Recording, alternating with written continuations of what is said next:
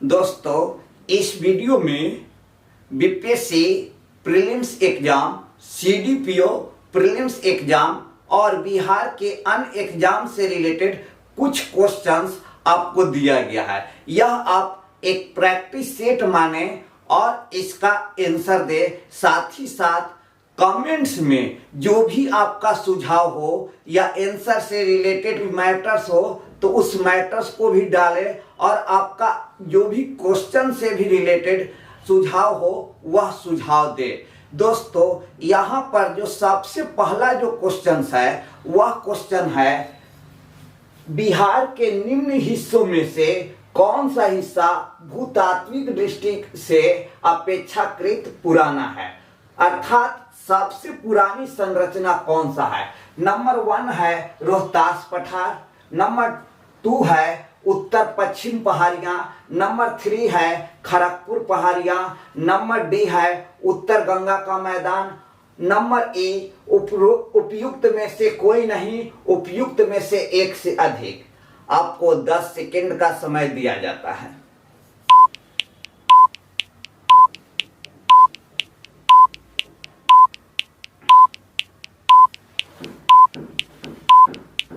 दोस्तों, यह right answer option C है। ऑप्शन सी में खड़गपुर पहाड़ी है। खड़गपुर पहाड़ी जो है वह आपका मुंगेर में स्थित है। खड़गपुर पहाड़ी कहाँ, तो मुंगेर में स्थित है और यह आर्कियन युगीन चट्टान से आर्कियन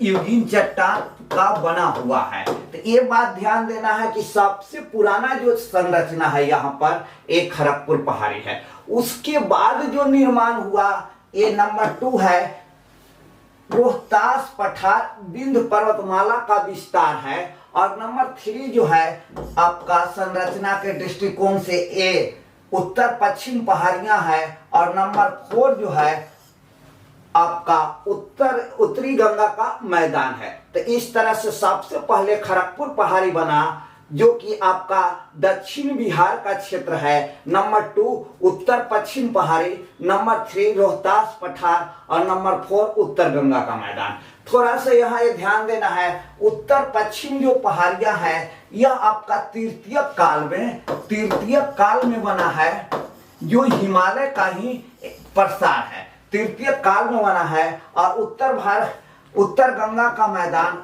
चतुर्थक काल में बना है, उत्तर गंगा का मैदान। तो इस तरह से यहाँ राइट आंसर जो हुआ वह आपका खड़गपुर पहाड़ी है। दोस्तों, अब हम लोग दूसरे क्वेश्चन पर आते हैं।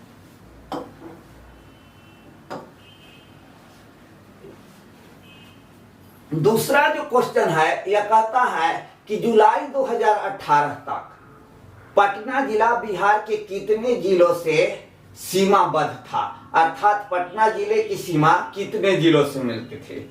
ऑप्शन नंबर 1 है 7, बी नंबर जो है 8, सी जो है 9 और डी जो है वह 10 है। ई उपयुक्त में से कोई नहीं या उपयुक्त में से एक से अधिक। आपको 10 सेकंड का टाइम दिया जाता है।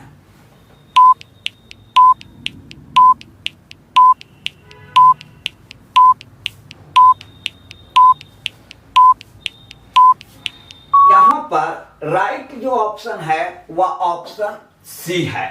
पटना जिले से बिहार के 9 जिले की सीमा मिलता है। अगर हम मैप पे देखें तो यहाँ एक मैप है जिसमें कि आप देख सकते हैं। देखिए ये यहाँ पे आपका पटना जिला का मैप हुआ और पटना जिला से कौन कौन से जिला मिलती है तो ये Saran number 1, number 2 Vaishali, number 3 Samastipur, number 4 Begusarai, ए यहाँ पर आपका number 5 Lakhisarai, number 6 Nalanda, number 7 Jehanabad, number 8 Arwal और नंबर 9 भोजपुर। तो इस तरह से पटना जिला से बिहार के 9 जिलों की सीमा मिलती है। और जो ऑप्शंस था अगर उस क्वेश्चन में चले तो वहां हम देखते हैं कि जो ऑप्शन था वह ऑप्शन था आपका ए में 7, बी में 8, सी में 9, डी में 10। तो राइट आंसर यहां हो गया 9 जिला। तो 9 जिला के सीमा जो है पटना जिला से मिलता है। 9 जिलों का जो सीमा है वह पटना जिला से मिलता है। दोस्तों अब हम लोग अगले क्वेश्चन पे आते हैं। तीसरा नंबर जो क्वेश्चन है, बिहार का अधिकांश क्षेत्र आच्छादित है, अर्थात बिहार के अधिकांश क्षेत्र में क्या चीज पाया जाता है?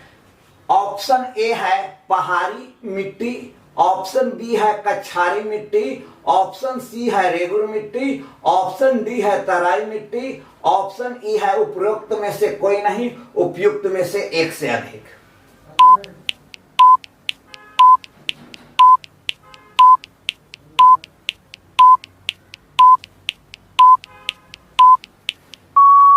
ध्यान देना है, यहां पर राइट आंसर बी है। बी क्या है? जलोढ़ मिट्टी है। क्योंकि जो एग्जाम में क्वेश्चन आया था वहां कछारी मिट्टी ही था, इसलिए हमने भी ऑप्शंस में कछारी मिट्टी ही रखा है। तो बिहार में अधिकांश क्षेत्रों में जलोढ़ मिट्टी पाई जाती है। पहाड़ी मिट्टी बिहार में कहां पाई जाती है? तो ये आपका जो बिहार में पहाड़ी क्षेत्र है, विशेष करके हम कह सकते हैं कि पश्चिमी चंपारण के क्षेत्र में, गया के कुछ क्षेत्र में, औरंगाबाद के कुछ क्षेत्र में, अर्थात पश्चिमी चंपारण के क्षेत्र और दक्षिणी बिहार के क्षेत्रों में पहाड़ी मिट्टी पाई जाती है। बिहार में तराई मिट्टी भी पाई जाती है, क्योंकि तराई जो है आपका जलोढ़ मिट्टी का ही एक टाइप्स है। अगर रेगुर मिट्टी की बात करें तो काली मिट्टी, तो बिहार में काली मिट्टी नहीं पाया जाता है। काली मिट्टी भारत में सबसे ज्यादा जो पाया जाता है वह आपका महाराष्ट्र के क्षेत्र में पाया जाता है। तो इस तरह से यहाँ राइट आंसर जो हुआ जलोढ़ मिट्टी या कछारी मिट्टी, जो भारत में सबसे अधिक उपजाऊ मिट्टी है और भारत के सबसे अधिक क्षेत्र में फैला हुआ है। उत्तर भारत के विशाल मैदान में और पूर्वी तटीय एवं पश्चिमी तटीय भाग में काली मिट्टी, जलोढ़ मिट्टी का प्रसार है। तो यहाँ राइट आंसर बी हुआ। अब हम लोग अगला क्वेश्चन में चलते हैं। यहाँ पर है क्वेश्चन कि भारत के राज्यों में से निम्नतम साक्षरता दर 2011 की जनगणना के अनुसार बिहार का स्थान कितना है? जनगणना साक्षरता की दृष्टि से बिहार का स्थान कौन सा है? नंबर ए प्रथम, बी जो ऑप्शन है उसमें द्वितीय, सी तृतीय, डी चतुर्थ, ई जो ऑप्शन है उपयुक्त में से कोई नहीं, उपयुक्त में से एक से अधिक।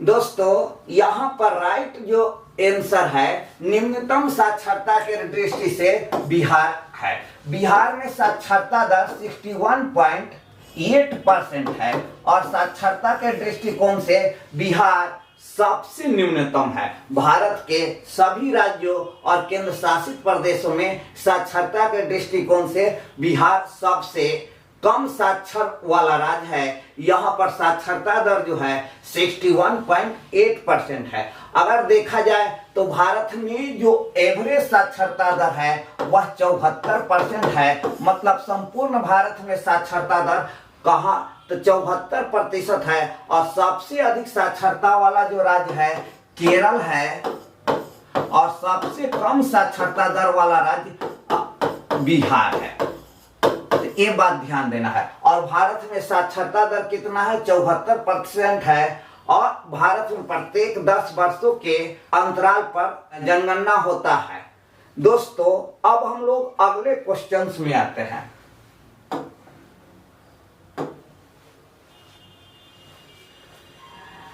अगला जो क्वेश्चन है, भारत के राज्यों में से जूट उत्पादन की दृष्टि से बिहार का स्थान क्या है?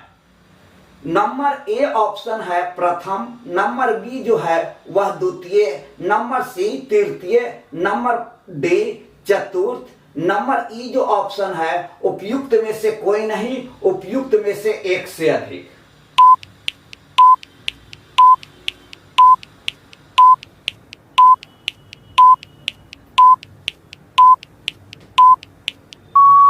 दोस्तों यहाँ पर जो ऑप्शंस है कि जूट के अकॉर्डिंग बिहार का कौन सा स्थान है, तो बिहार का द्वितीय स्थान है। राइट आंसर बी है। भारत में सबसे अधिक जूट उत्पादक जो राज्य है पश्चिम बंगाल है। पश्चिम बंगाल नंबर 1 है। उसके बाद दूसरा जो है वह बिहार है, और बिहार में सबसे अधिक जूट का उत्पादन पूर्णिया जिले में होता है। सबसे अधिक जूट का उत्पादन बिहार में पूर्णिया जिला में होता है, और इसी क्षेत्र में जूट आधारित उद्योग भी है। साथ ही जूट किस प्रकार का फसल है, तो हम कह सकते हैं कि जूट नगदी फसल है और जूट एक खरीफ फसल है। जूट नगदी फसल भी है और जूट एक खरीफ फसल है। तो यहाँ पर राइट आंसर जो है आपका बी है, जिसमें द्वितीय स्थान है। नंबर 1 पश्चिम बंगाल का है, नंबर 2 बिहार है, और बिहार में सबसे अधिक पूर्णिया जिला में जूट का उत्पादन होता है। दोस्तों जूट से रिलेटेड बीपीएससी या सीडीपीओ एग्जाम में बार बार क्वेश्चन पूछा जाता है कि जूट सबसे अधिक उत्पादन जूट का किस जिला में होता है, या जूट उद्योग किन जिलों में विकसित हुआ है। तो ध्यान देना है, पूर्णिया में सबसे अधिक जूट का उत्पादन होता है, और जूट उद्योग का विकास भी पूर्णिया जिला में बिहार में सबसे अधिक हुआ है। अगर हम अगले क्वेश्चन पर आते हैं, तो अगला क्वेश्चन है बिहार में किस प्रकार के उद्योगों की प्रत्याशा, इंडस्ट्री एवं संभावनाएं हैं। अर्थात बिहार में किस प्रकार के उद्योगों की स्थापना की अधिक संभावनाएं हैं। ऑप्शन ए है तेल शोधनशाला, नंबर बी है वन आधारित उद्योग, नंबर सी है बालू का खनन उद्योग, और नंबर डी जो ऑप्शन है वह कृषि आधारित उद्योग, और नंबर ई जो है उपयुक्त में से कोई नहीं, उपयुक्त में से एक से अधिक।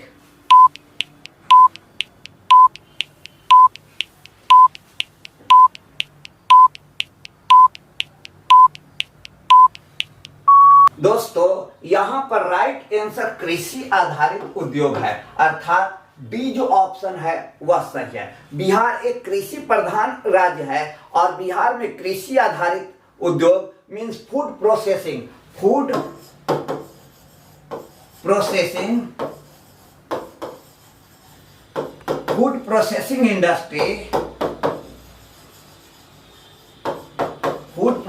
इंडस्ट्री का विकास अधिक हो सकता है। यहाँ पर उपजाऊ क्षेत्र और विभिन्न प्रकार के फल, सब्जी और अन्य खाद्यान्न फसलों का उत्पादन होता है, तथा सस्ता श्रमिक भी उपलब्ध है, और बिहार में डिमांड भी अधिक है। तो बिहार में फूड प्रोसेसिंग इंडस्ट्री, कृषि आधारित उद्योग का विकास अधिक हो सकता है।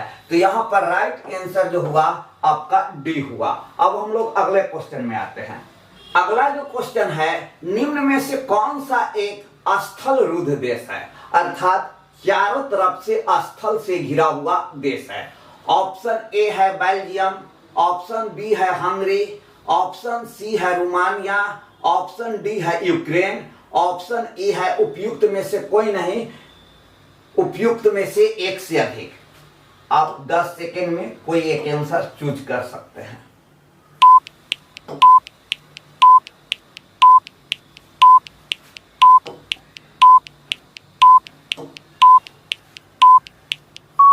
दोस्तों यहाँ राइट आंसर बी है हंगरी। हंगरी जो है एक लैंडलॉक देश है। ये सभी देश यूरोप में स्थित है। अगर हम यूरोप के मैप में देखें तो मैप से इसको सही रूप से समझ सकते हैं। तो ये देखिए यूरोप कॉन्टिनेंट का मैप है। तो यहाँ पर अगर आप देखिए तो हंगरी यहाँ पर स्थित है। हंगरी का जो लोकेशन है वह आपका यहाँ है जो लैंडलॉक है। अगर यूक्रेन देखें तो ये ब्लैक सी से मिल रहा है। अदर और ऑप्शन आप देखते हैं तो दूसरे किसी न किसी सागर से वह कंट्री मिलता है, लेकिन हंगरी जो है यहाँ यह लैंडलॉक है। ये देखिए ये हंगरी है जिसकी राजधानी बुडापेस्ट है। तो यहाँ राइट आंसर जो है वह हंगरी है। पिछले वाला क्वेश्चन में अगर हम लोग आते हैं तो तो यहां है कि हंगरी एक लैंडलॉक कंट्रीज है। अगले क्वेश्चन में हम लोग आते हैं। अगला जो क्वेश्चन है कि निम्न में से किस क्षेत्र में भूमध्य सागरीय जलवायु प्रचलित नहीं है, मतलब भूमध्य सागरीय जलवायु या मेडिटेरियन क्लाइमेट्स नहीं पाया जाता है। ए ऑप्शन है मध्य चिली, बी जो है केप टाउन, सी एडिलेड, डी पंपाज। ई ऑप्शन है उपयुक्त में से कोई नहीं, उपयुक्त में से एक से अधिक।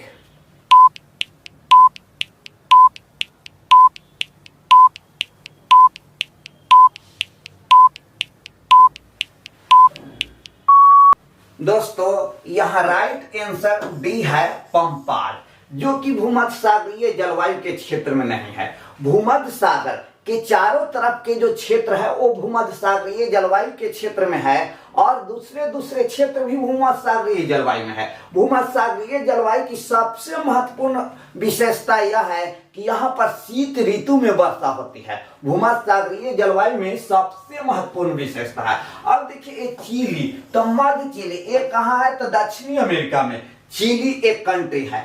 केप टाउन, तो ये अफ्रीका के पार्ट्स में केप टाउन आपका है। एडिलेड, तो वो भी आपका ये भी भूमध्य सागरीय जलवायु के क्षेत्र में है। तो ये तीन मध्य चिली, केप टाउन और एडिलेड ये तीनों भूमध्य सागरीय जलवायु के क्षेत्र में है, जबकि पंपाज भूमध्य सागरीय जलवायु के क्षेत्र में नहीं है। और भूमध्य सागरीय जलवायु की सबसे प्रमुख जो विशेषता है वह विशेषता यह है कि यहाँ जाड़े की ऋतु में वर्षा होती है और भूमध्य सागरीय जलवायु के क्षेत्रों में फल का उत्पादन, विशेषकर अंगूर का उत्पादन अधिक होता है। तो ये भूमध्य सागरीय जलवायु की विशेषता है। भूमध्य सागर के चारों तरफ के एरियाज और दूसरे क्षेत्रों में इस जलवायु प्रदेश का विस्तार है। अब हम लोग नेक्स्ट क्वेश्चन पाते हैं। अगला क्वेश्चन है वह देश जो विश्व में रेशम का सबसे बड़ा उत्पादक है। ए ऑप्शन है भारत, बी है चीन, सी ऑप्शन है डी ऑप्शन है जापान, ई जो ऑप्शन है उपयुक्त में से कोई नहीं या उपयुक्त में से एक से अधिक।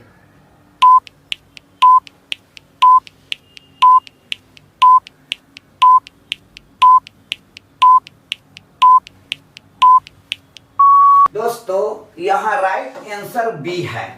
चीन सबसे बड़ा रेशम